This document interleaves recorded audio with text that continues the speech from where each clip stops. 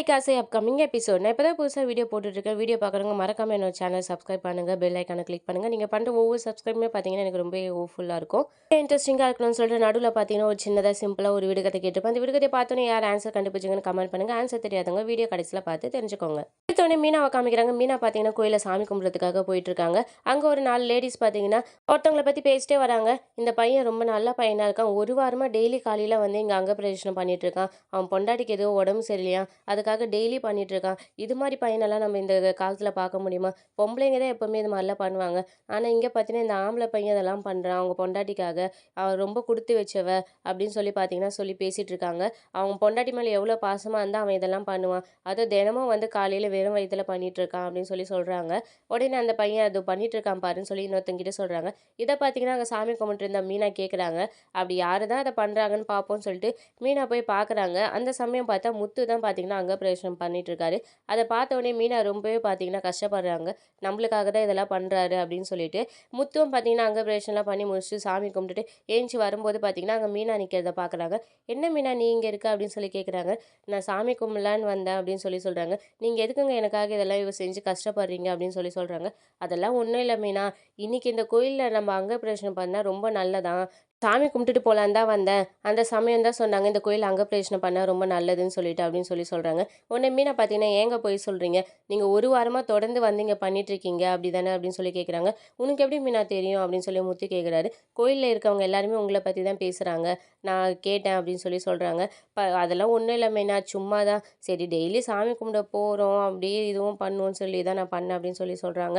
ஏங்க நீங்கள் எனக்காக இது மாதிரிலாம் பண்ணிகிட்ருக்கீங்க, எனக்கு ரொம்பவே கஷ்டமாக இருக்குது. இப்படி ஒரு புருஷன் எனக்கு கிடைச்சது எனக்கு ரொம்பவே சந்தோஷமாக இருக்குது. எனக்கு இதுவே போதுங்க.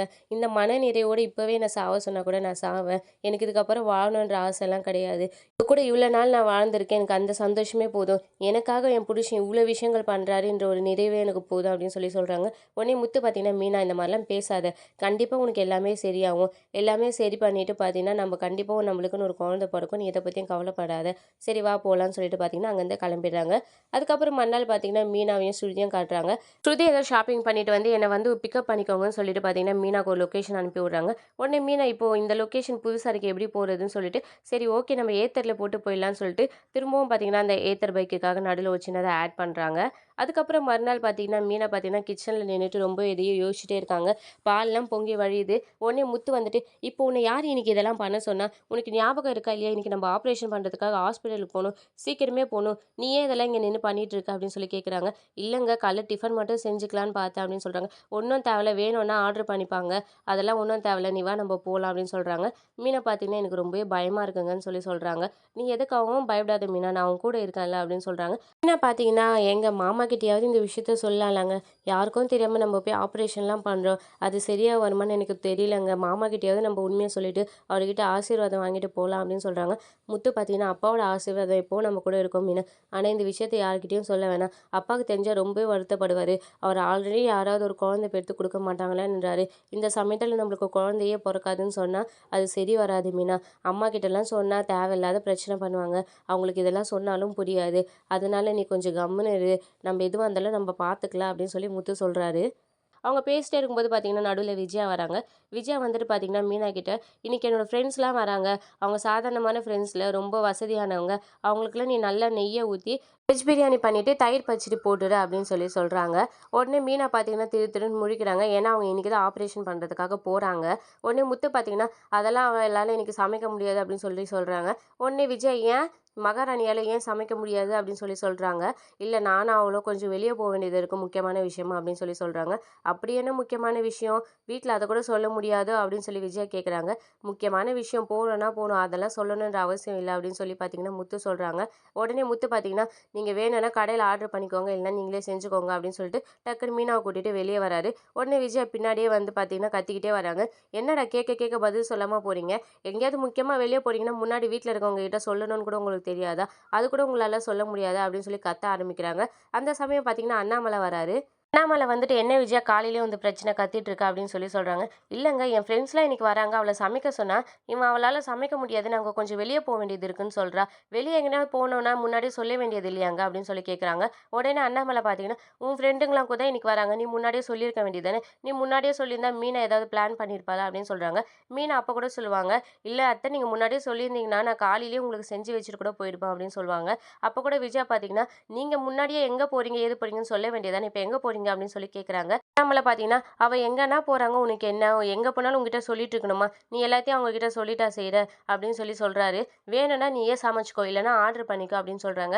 அப்புறம் அண்ணாமலை முத்துக்கிட்ட, "என்ன முத்து எங்கேயாவது முக்கியமா கிளம்புறீங்களா?" அப்படின்னு கேட்குறாங்க. "ஆமாப்பா கொஞ்சம் முக்கியமான விஷயம், உடனே போணும்" அப்படின்னு சொல்றாங்க. "சரிப்பா, சரி பார்த்து போயிட்டு வாங்கன்னு" பார்த்தீங்கன்னா அனுப்பிச்சு விட்டுறாங்க. விஜயா கோச்சிட்டு கிச்சனுக்குள்ள போயிடுறாங்க. ஆப்ரேஷன் தியேட்டருக்குள்ள மீனா போம்போது ரொம்பவே பயப்படுறாங்க. முத்தியே பார்த்துட்டு இருக்காங்க. முத்து, "ஏன் என்ன ஆச்சு? என்னைய பார்க்குற மீனா?" அப்படின்னு கேட்குறாங்க. "இல்லங்க கடைசியா உங்கள பார்க்கணும்னு தோணுச்சு" அப்படின்னு சொல்றாங்க. "ஏன் மீனா லூசு மாரி பேசுற? அதெல்லாம் ஒண்ணும் இல்ல. நான் இங்கேயே தான் இருப்பேன். நான் உனக்காக இங்கேயே வெயிட் பண்ணிட்டு இருப்பேன். நீ எத பத்தியும் கவலைப்படாத. நீ பத்திரமா போயிட்டு வருவ" அப்படின்னு பார்த்தீங்கன்னா, முத்து பார்த்தீங்கன்னா ஆப்ரேஷன் தியேட்டருக்கு மனசே இல்லாம அனுப்பிச்சு வச்சுட்டு, இங்க ரொம்பவே கஷ்டப்பட்டுட்டு இருக்காரு. நடுவுல பார்த்தீங்கன்னா ஆப்ரேஷன் பண்ணிட்டு இருக்கும்போதே டக்கு டக்குன்னு 2 டாக்டர் பார்த்தீங்கன்னா உள்ள போறாங்க. அதெல்லாம் பார்த்து முத்து ரொம்பவே பயப்படுறாரு. சீதா கிட்ட புலம்புறாரு. "என்ன சீதா டாக்டர் வேற நடுவுல வேற ஒருத்தவங்க வேற உள்ள போறாங்க. ஏதாவது பிரச்சனையா இருக்குமா?" அப்படின்னு ரொம்பவே பயப்படுறாரு. "நீ போய் என்னன்னு கேளு சீதா" அப்படின்னு சொல்றாங்க. சீதா பார்த்தீங்கன்னா, "அதெல்லாம் ஒண்ணும் இருக்காது மாமா. நீங்க பயப்படாதீங்க. எல்லாம் நல்லபடியா நடக்கும்" அப்படின்னு பார்த்தீங்கன்னா, அவங்க முத்துக்கு ஆறுதல் சொல்றாங்க. ஆனாலும் முத்துவால பார்த்தீங்கன்னா, அத ஏத்துக்க முடியல. ரொம்ப ஒரு மாரி டென்ஷனா இருக்காரு. அந்த சமயம் பார்த்தீங்கன்னா, டாக்டர் வெளிய வராங்க. வந்தோனே முத்து பார்த்தீங்கன்னா, ரொம்ப பதட்டமா, "என்னாச்சு டாக்டர்? ஏதாவது ப்ராப்ளமா? ஏதாவது ப்ராப்ளமா?" ரொம்ப பதட்டமா கேட்குறாரு. உடனே டாக்டர் பார்த்தீங்கன்னா, "கொஞ்சம் ரிலாக்ஸ் ஆவுங்க" அப்படின்னு பார்த்தீங்கன்னா, "கொஞ்சம் கிரிட்டிக்கலான ஸ்டேஜ்ல தான் இருக்காங்க.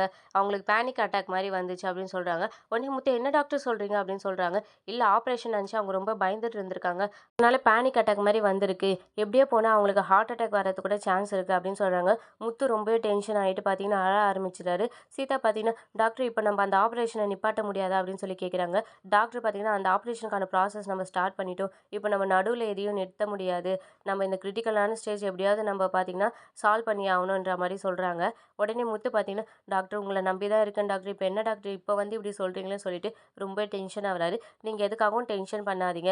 ஆப்ரேஷன் பண்ண எல்லா டாக்டருமே ரொம்பவே பார்த்தீங்கன்னா, சீனியர் டாக்டர்ஸ் தான். அதனால நீங்க எத பத்தியும் கவலைப்படாதீங்க. கண்டிப்பா நல்லபடியா நடக்கும்னு நம்புங்க" அப்படின்னு அவங்க பாட்டு போயிடுறாங்க. முத்துவால அங்க டென்ஷன தாங்க முடியல. ரொம்ப அழ ஆரம்பிச்சுடுறாரு. சீதா கிட்ட புலம்ப ஆரம்பிச்சுறாரு. "எங்களுக்கு மட்டும் ஏன் சீதா இந்த மாரிலாம் ஆவுது? நாங்க யாருக்கும் எந்த கெடுதலும் பண்ணது இல்லையே. அதுவும் அவ யாருக்குமே எந்த கெடுதலும் பண்ண மாட்டா. எல்லாருக்கும் நல்லது தான் பண்ணுவா. அவளுக்கு போய் இந்த நிலைமையா" புலம்புறாரு. விடுகதை: காற்று இல்லாத கண்ணாடி கூண்டில் மஞ்சள் கோழி மயங்கி கிடக்கிறது. அது என்ன? இந்த சமயம் ரோகிணி பார்த்தீங்கன்னா, செக்கப்க்காக ஹாஸ்பிட்டலுக்கு வராங்க. அங்க முத்து நின்னுட்டு இருக்கத பார்த்துட்டு, "முத்து என்ன இங்க நின்னுட்டு இருக்கான்? அதுவும் ரொம்ப டென்ஷனா இருக்கான். ஆப்ரேஷன் தியேட்டருக்கு முன்னாடி வேற நின்னுட்டு இருக்கான். என்ன விஷயம்னு தெரியலையேன்னு" ரொம்பவே அவங்க யோசிச்சு பார்த்துட்டு இருக்காங்க. அந்த சமயம் அந்த பக்கம் ஒரு நர்ஸ் கிராஸ் பண்ணும்போது அவங்கள கூப்பிட்டு, "இல்ல அங்க நின்னுட்டு இருக்காங்கல்ல" அப்படின்னு கேட்குறாங்க. சீதாவா? சீதா உங்களுக்கு முன்னாடியே தெரியுமா?" அப்படின்னு கேட்குறாங்க. முன்னாடியே தெரியும். ஆனா ரொம்ப நாள் ஆச்சு பேசல" அப்படின்னு சொல்றாங்க. "அவங்க இங்க தான் ஒர்க் பண்றாங்க" அப்படின்னு சொல்றாங்க. "அது ஓகே. அவங்க பக்கத்துல நிக்கிறாரே ஒருத்தர்" அப்படின்னு சொல்றாங்க. "அது அவங்க மாமா தான்" அப்படின்னு சொல்றாங்க. "இல்ல என்ன விஷயமா அங்க நின்னுட்டுருக்காரு? அதுவும் ஆப்ரேஷன் தியேட்டருக்கு முன்னாடி நிக்கிறாரு. ரொம்ப டென்ஷனா" அப்படின்னு சொல்றாங்க. "இல்ல அவங்க ஒய்ஃப்க்கு இன்னைக்கு ஒரு சின்னதா ஒரு சர்ஜரி நடக்குது" அப்படின்னு சொல்றாங்க. "என்ன சொல்றீங்க? சர்ஜரியா?" "ஆமாங்க. அவங்களுக்கு இதுக்கு முன்னாடி ஏதோ ஒரு கத்தி குத்து பட்டிருக்கு வயித்துல. அந்த கத்தி குத்து பார்த்தீங்கன்னா, அவங்களோட கர்ப்பப்பை வரைக்கும் பாதிச்சிருக்கு. அதனால அவங்களுக்கு குழந்தை பொறக்குறது ரொம்பவே கஷ்டம்னு சொல்லிட்டாங்க. அதுக்காக தான் இப்போ ஒரு சர்ஜரி பண்ணிட்டுருக்காங்க" அப்படின்னு சொல்றாங்க. "என்னங்க சொல்றீங்க? அப்படியான்னு" ரோகிணி கேட்குறாங்க. "ஆமாங்க. அதுவுமே இப்போ பண்ற ஆப்ரேஷனுமே பார்த்தீங்கன்னா, 50-50 தான் அப்படின்ற மாரி சொல்றாங்க. அப்ப அவங்களுக்கு குழந்தையே பொறக்காதா? அப்படின்னு கேட்குறாங்க. அப்படியும் நம்ம சொல்ல முடியாது. ஆனா சான்சஸ் ரொம்பவே கம்மி தான். அதனால தான் அவர் அவ்வளோ டென்ஷனா இருக்காரு அப்படின்னு சொல்றாங்க. உடனே ரோகிணி பார்த்தீங்கன்னா, அப்ப கூட பார்த்தீங்கன்னா, ரோகிணி மனசுல கொஞ்சம் கூட ஒரு வருத்தமோ எதுவுமே இல்லாம, ஒரு வஞ்சனையில பார்த்தீங்கன்னா, உடனே விஜயாக்கு கால் அடிக்கிறாங்க. விஜயா ரோகிணி கால் பண்றத பார்த்துட்டு, "இவ என்னத்துக்கு நம்மளுக்கும் கால் பண்றா? என்னன்னு தான் கேட்போம்" அப்படின்னு பார்த்தீங்கன்னா, கால் அட்டெண்ட் பண்றாங்க. அட்டெண்ட் பண்ணிட்டு, "அத்தை எப்படி இருக்கீங்க அத்தை? நல்லா இருக்கீங்களா?" அப்படின்னு கேட்குறாங்க. "நான் நல்லா இருந்தேனே, நல்லா இல்ல. உனக்கு என்ன இப்ப எதுக்கு நீ ஃபோன் பண்ண?" அப்படின்னு கேட்குறாங்க. "ஒண்ணும் இல்ல அத்தை. செக்கப்க்காக ஹாஸ்பிட்டல் வந்தேன். நீங்களும் வரீங்களா? வந்து என் குழந்தை எப்படி இருக்குன்னு தெரிஞ்சுக்கிறீங்களா?" அப்படின்னு கேட்குறாங்க. "ஏய் யாரு குழந்தைய யார் வந்துடி தெரிஞ்சுக்கணும்?" அப்படின்னு கேட்குறாங்க. "யாரு குழந்தையா? உங்க வீட்டு வாரிசு தான் அத்தை என் வயித்துல வளர்றது" அப்படின்னு சொல்றாங்க. "அந்த குழந்தைக்கு எவன் அப்பன்னு எனக்கு எனக்கு என்னடி தெரியும்?" அப்படின்னு சொல்றாங்க. "அந்த குழந்தைக்கு அப்பா மனோஜ் தான். அது மனோஜ்க்கே நல்லா தெரியும். நீங்க வேணா மனோஜ் கிட்ட கேட்டு பாருங்களேன் அப்படின்னு சொல்றாங்க. இப்போ உனக்கு என்னதான் வேணும் அப்படின்னு கேட்குறாங்க. இல்ல எப்படி இருந்தாலும் என் வயித்துல வளர்ற குழந்தை மட்டும் தான் உங்க வீட்டு வாரிசா இருக்கும். அதுவும் முதல் வாரிசா இருக்கும் அப்படின்னு சொல்றாங்க. என்னடி திமிர்ல பேசுறியா? நீ இல்லன்னா என்னடி இங்க 2 மருமக இருக்காங்க. அவங்கள யாராவது குழந்தைய பெத்து குடுக்க போறாங்க அப்படின்னு சொல்றாங்க. யாரு? ஸ்ருதி கண்டிப்பா இப்போதைக்கு பெத்துக்கிற ஐடியா இல்ல. நீங்க சொன்னாலும் அவ கேட்க மாட்டா அப்படின்னு சொல்றாங்க. ஏன் மீனா இருக்கா? அப்படின்னு சொல்றாங்க. மீனாவால தான் குழந்தைய பெத்துக்க முடியாதே அப்படின்னு சொல்றாங்க. என்னடி சொல்ற? இங்க தேவையில்லாத வார்த்தைலாம் பேசாத, தேவையில்லாத பேச்செல்லாம் பேசாதன்னு விஜயா சொல்றாங்க. இல்ல உண்மதான். உங்களுக்கு விஷயம் தெரியாதா? அவளுக்கு குழந்தையே பொறக்காதாமே! அதனால தான் இங்க ஏதோ ஒரு ஆப்ரேஷன்லாம் பண்ணிட்டு இருக்காங்க அப்படின்னு சொல்றாங்க.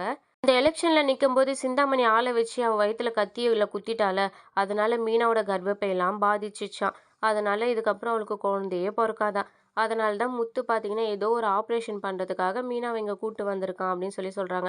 நான் இங்க ஹாஸ்பிட்டல்ல வந்து பார்த்தா, அவன் அழுதுட்டு நின்னுட்டு இருக்கான். நீங்க வேணா முத்துக்கிட்ட கேட்டு பாருங்களேன் அப்படின்னு சொல்றாங்க. "இத பாரு நீ சொல்றது மட்டும் பொய்யா இருந்துச்சுன்னா உன்ன அவ்வளோதாண்டி" அப்படின்னு பார்த்தீங்கன்னா, ஃபோன கட் பண்ணிடுறாங்க. அப்படியே பார்த்தீங்கன்னா, இந்த எபிசோட முடிக்கிறாங்க. இனி அடுத்தடுத்து வரும் விறுவிறுப்புகளும், சுவாரஸ்யங்களும் ஷார்ட் அண்ட் ஸ்வீட்டா தெரிஞ்சுக்க மறக்காம நம்ம சேனல சப்ஸ்கிரைப் பண்ணுங்க. பெல் ஐகான கிளிக் பண்ணுங்க. விடுகதையின் விடை முட்டை.